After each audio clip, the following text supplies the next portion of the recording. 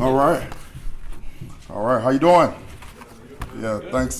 Thanks for coming out. I really appreciate it. You know, we can't do what we need to do and can't run our program in the manner in which we want to run it without you. And we really appreciate everything you do for us and for our program. You know, just thank you for trusting me with Michigan State football.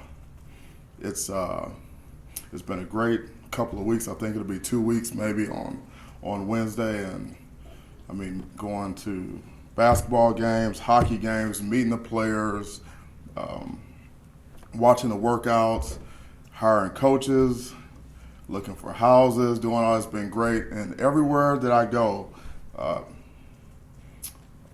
keep hearing the same kind of message from everyone. We're glad you're here. We're behind you. We support you. Welcome home. And it truly does feel like home to me. So I really appreciate that. You know, really it's going to be about initially, you know, changing the culture, you know, a culture shift. That's going to be really the first order of business. And Michigan State football has, we all know what it's supposed to look like. And so, you know, it's going to be about getting back to that. And whether it's coaches, whether it's players, we're starting at ground zero with an attitude of that we have to prove it, you know, each and every day. You know, we have something to prove. We're going to approach this thing with a chip on our shoulder. You know, Michigan State football is about hard work, you know, reflective of the people of the state of Michigan, you know, mental and physical toughness. You know, we're going to bring juice. I was trying to explain last night to someone asked me about, you know, I brought up the word juice and said, well, what is juice? And, you know, how do you describe it? You know, juice is like relentless, focus, energy, sense of urgency, day in, day out, you know, for a common goal where people want to be a part of something that's bigger than themselves, whether it's coaches or players. And so that's what I'm looking for in hiring a staff, you know, as we recruit, and everything we do is about bringing the juice. And so it's been an exciting 2 weeks. I just really appreciate this opportunity. It's been a challenging 2 weeks, but it's been a blessed 2 weeks at the same time. So with that, I'll just open up the questions and you guys can fire away. Mel, people who remember you from being here the first time talk about you working late into the night and catching you sleeping in the coach's locker room. When you hire young coaches, how much do you look for what you gave Coach Saban, that all at it 24/7 type of attitude? You know, I look for that. You know, I don't expect people to sleep in it. I don't expect anyone to sleep in their office. That's something that I did, you know, from at times. You know, just again, I like people. I love people that love football. And football is a game that has been great to me. It's the greatest team game in my opinion, and it's not for everyone, but I believe it's a great game. And I think the coaching profession is a honorable profession. It's very important what we do, especially for our young people. You know, our young men. You know, teach, motivate, develop. You know, that's really what it's all about. And so when I'm looking for young coaches, you know, I'm looking for guys who feel the same way about football that I feel about. Well, you've had a chance now to get at least a glimpse of some of the guys that you've got on the roster. You mentioned trying to make a culture shift. I guess first, what needs to shift with the culture? And second, what are your initial impressions of the players that you have right now? Yeah, I mean, I'm still in the get to know phase with the players, and we're getting to know them. They're getting to know us, and so and when you're getting to know players,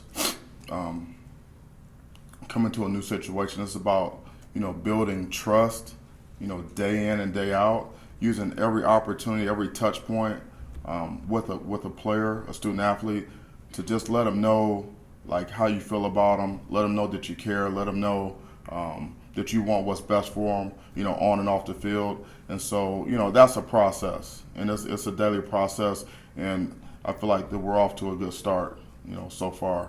What we need to do from a culture standpoint, obviously we know what Michigan State football is supposed to look like. We know that there's strong tradition, rich history, and so, everything that we do will be to that goal, is to get it to look like how we know it should look.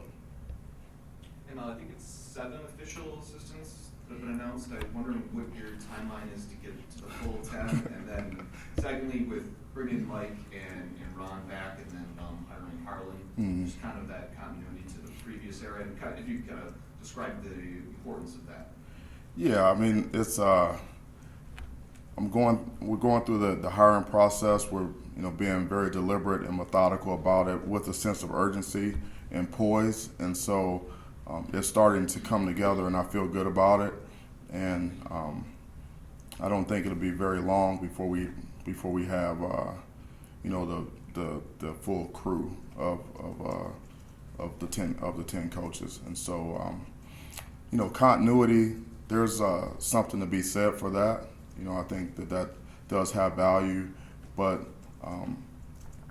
coaches that are have been retained, like Mike and Coach Burton, or bringing Coach Barnett back, is not because of just continuity. Those are good football coaches that I've known for a long time. I know what they can do. I know what they're all about. I know that they can teach, motivate, develop players, and I know that they believe in me and what I'm all about. And so, that's why they're here. I'm going to ask too, as you're putting together the staff, you talked about 2 weeks, a lot going on.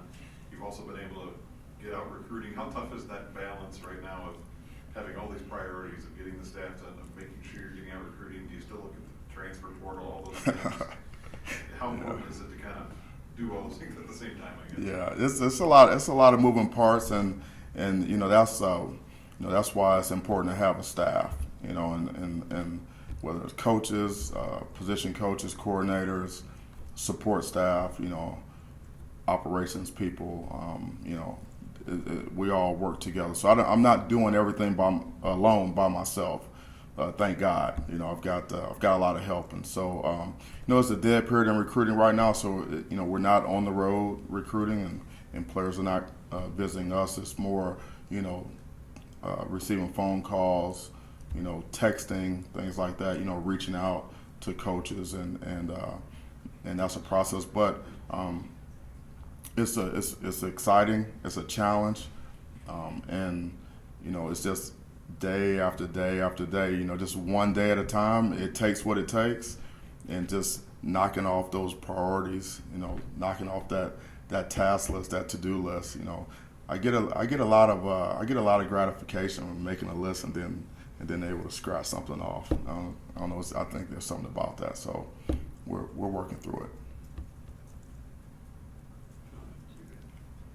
Coach, could you explain to us, what is your recruiting style? What is it that you're looking for? Everybody's different. Well, how would you explain yours? Great question. I've never been asked that before. We're looking for, in terms of style, what I'm looking for is, I want players that want to be at Michigan State for all the right reasons. They connect with the coaching staff. They have a great appreciation for the academics, for the requirements, and understand that Michigan State and East Lansing is a special place, and so it's height, weight, speed, all those things. At the top, where we're competing, where we aspire to compete, everyone's recruiting pretty much the same guys. So there's really not a secret about who can play. It's a matter of what's the right fit. and obviously in recruiting, that's competition.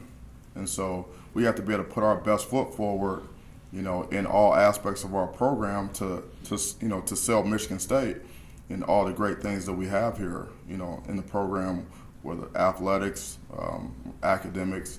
And so, my style is to be enthusiastic, to be positive, to be informative, and really be, all in terms of answering questions, making sure that people are informed, making sure that parents and coaches and players are comfortable with me and with my staff. And so, that's my approach. I got two questions for you on your assistants. With a guy like Courtney Hawkins coming right from high school to this level without having done that before, what do you see in him that you're comfortable with him making that jump? And then secondly, with Jay Johnson, how much of his offense last year was what he wants to do versus what he sort of had to do with the players you guys had? Would folks be able to watch Colorado's offense from 2019 and go, this is very much what we can expect in 2020, or is it kind of a middle ground there where, he has to work with what he has, and that'll be a little bit similar here? Yeah, with Courtney, football's football. Whether it's high school, college, pro. And I'll tell you what, just, having, being in this 23 years, and seeing what high school coaches deal with on a day-to-day basis, I actually think coaching high school ball is more difficult than coaching college or pro. That's my opinion. They have to do everything. And so he's done a phenomenal job. He knows the game. He knows what Michigan State's all about. Play the game at the highest level. So that's why I wanted him here. He's going to be a tremendous asset for Michigan State. Jay Johnson, in terms of his offense, one of the things I like about Jay is that Jay, is very adaptable, and he's multiple, and he has great experience and wisdom, and he's kind of been there, done that, and so we see football the same way, and he understands that you have to do what your players can do, and you never want to try to fit a square peg into a round hole, so to speak. So part of what we're doing now is getting to know our players. We'll see them work out, and then we'll go through spring ball. We'll be able to evaluate, and in the spring it's going to be very important for us to install our base schemes on offense, defense, special teams, like things that we know we're going to do, and at the same time evaluate the guys that we have, so we can go into the summer program and say, okay, this is what we think we can do with this group of guys right now, and so Jay's, he's been through that, and what he did at Colorado was somewhat of a reflection of that. Mel, I don't know if you can name someone by name, but there was a commitment that signed last week who played running back from Georgia, and I think that you're on staff in Georgia that coached his older brother. What was your message to him as far as what you wanted to do and to bring him along and make him comfortable about the changeover in Michigan State? Yeah, I just think that, not to go into a whole lot of details about the behind the scenes, I think, when people have, been around me and previously, they know what they're going to get. I'm the same guy each and every day, and it doesn't change. And so, in terms of coaching philosophy, or how I treat players, or how I treat other coaches, and how I go about my business, people that know me, they know what to expect. One other question about the X's and O's and learning your personnel here at Michigan State. I think when you went down to LSU in 2000, Nick Saban was under defense and all those things in 4-3 back then. But by the time back to Alabama 15, it was 3-man front, Georgia 3-man front. Last year at Colorado, 3-man front, 2-gap, and all those things.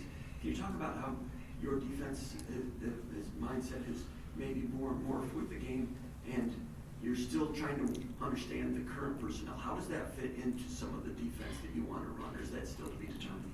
Yeah, when you're taking me back, I'm kind of going through my mind thinking about, walking into Baton Rouge with Coach Saban back in 2000 and some of the things that we did, and it was very similar, just really, trying to figure out what the players could do and then trying to fit the scheme to that, because, we were multiple then, and we're, I'm multiple now, and I think you have to be that way whether I was at Alabama or Georgia or Colorado. We were three down, we were four down. We were in and out of those deals based upon the personnel we had and what offenses we were facing. And so, we'll have a very good ability to do that here, and I'm not married to any type of scheme in particular. For me, I know that if you get really good players that buy in, they run to the ball, they play hard technique and fundamentals, they play together, they're unselfish, you can play good ball, you can play good defense. And I've coordinated a 4-3 in the NFL, I've coordinated 3-4 in the NFL, and they both work. So we'll do what the players can do best. Hey, Mel, over here. I got a couple for you. You've obviously been in this situation, like we just talked about there, coming in, new staff, as a head coach, as an assistant coach, as a coordinator, everything else. Is it, when you look at evaluating your players before the first time you get them on the field, do you prefer to go with fresher eyes, or do you want to know as much as you can about them right now before you get them on the field? I want as much information as I can get on players. I think just gathering information is what it's all about, so you can make informed decisions. But I told all the players on my first day, on the job here, is that everyone's got a clean slate with me, and so our mentality is going to be an earn it, prove it mentality. That's going to be our approach as coaches and players, and so it's and I don't believe in self-imposed limitations. The sky's the limit for what we can do with our guys, and I want our players to feel the same way. We have an opportunity now to reset the standard of performance, and work to achieve at a high level. And so, input from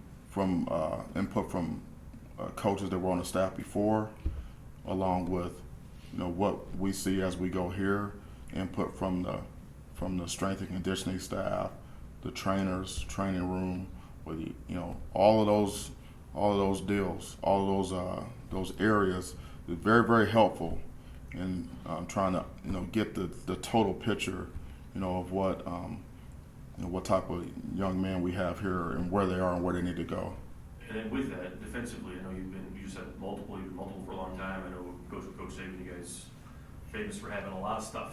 How much of this process from now until the end of spring is about, I need to find out how much guys can realistically hold before I can add on their, you know what I'm saying? Like how much they can digest, because we're going to give them maybe more than they're used to. Right. It's important for us to go through the spring and know who can play football. And players play fastest when they know what to do. So I want to know what a player can do when he is playing fast and when he is not thinking too much initially.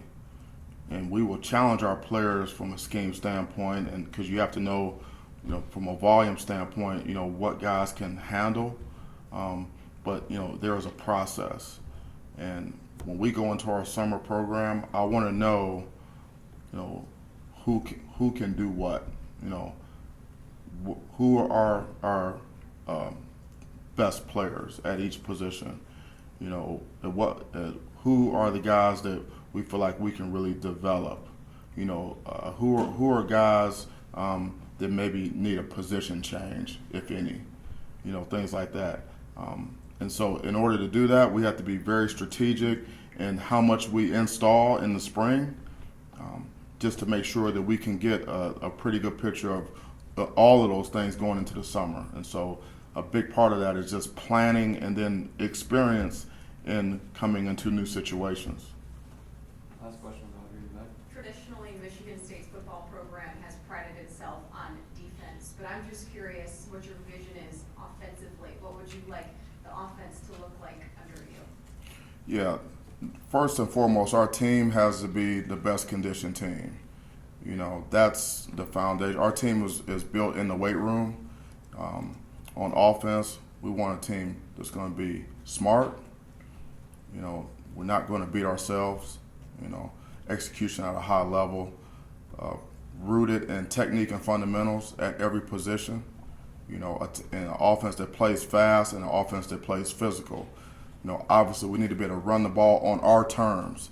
That doesn't mean 3 yards in a cloud of dust. That means when we want to run it, we can. When we need to run it, we can. You know, that's critically important. We need to make sure that we can protect the quarterback. You know, that's whatever pass game concepts that we have. You know, being able to protect the quarterback is crucial. We need to be able to take care of the football. You know, the biggest determination of winning and losing in college and pro is the turnover margin. So we need to be able to protect the football. We need to be versed in all of the special situations, whether it's short yardage, goal line, third down, red zone, 2 minutes before the half, 2 minutes at the end of the game, backed up, coming out, whatever that is. We need to be versed in those things and be proficient. And then we need to be explosive. You know, and that's be able to create big plays in the running game and the passing game, and maybe even using finesse to do that at some times. Because, you know, it's really hard to every series, 13 or 14 play drives. You know, being able to be explosive on offense is, I think, really the way to go. So, that's kind of in a nutshell what I'm looking for offensively. All right, thanks, Coach. I'll bring Coach back to the round table, just off the record, Josh.